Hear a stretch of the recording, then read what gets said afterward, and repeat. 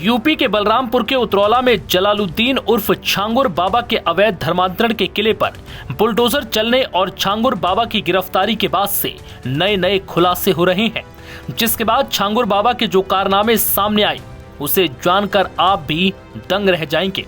UP ATS और ED की जांच में अब बाबा की सच्चाई परत दर परत खुलती जा रही है।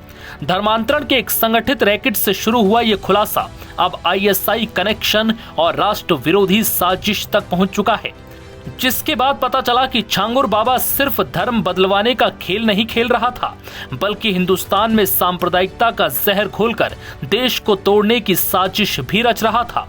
जानकारी के मुताबिक छांगुर बाबा ने धर्मांतरण के नाम पर जो नेटवर्क खड़ा किया था, उसी का इस्तेमाल कर वो पाकिस्तान की खुफिया एजेंसी आईएसआई से सीधा संपर्क साधने की कोशिश कर रहा था। सूत्रों से पता चला है कि नेपाल की राजधानी काठमांडू में पाकिस्तानी दूतावास में आईएसआई एजेंटों की एक गोपनीय बैठक हुई थी। इसमें छांगुर के नेपाल कनेक्शन के जरिए संपर्क की कोशिश की गई। छांगुर बाबा की योजना थी कि आर्थिक रूप से कमजोर हिंदू परिवारों की महिलाओं को फंसाकर उनका धर्मांतरण कराया जाए, फिर इनका निकाह नेपाल में आईएसआई के एजेंटों और स्लीपर सेल से करवा दिया जाए, जिससे ये महिलाएं बाद में जासूसी के नेटवर्क का हिस्सा बन सके। इसके बाद बाकायदा कोडवर्ड सिस्टम भी विकसित किया गया था। छांगुर बाबा का नेटवर्क सिर्फ उत्तर प्रदेश तक सीमित नहीं था। जानकारी के मुताबिक छांगुर बाबा का जाल महाराष्ट्र, कर्नाटक, तमिलनाडु, बिहार और पश्चिम बंगाल तक फैला था। इस पूरे नेटवर्क को वो विदेशी फंडिंग के जरिए मजबूत करता रहा।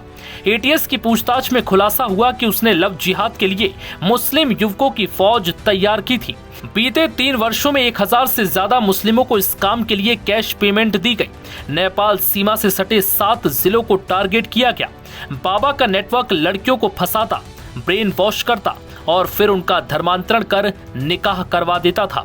इसके लिए विदेशों से भारी मात्रा में फंड आता था।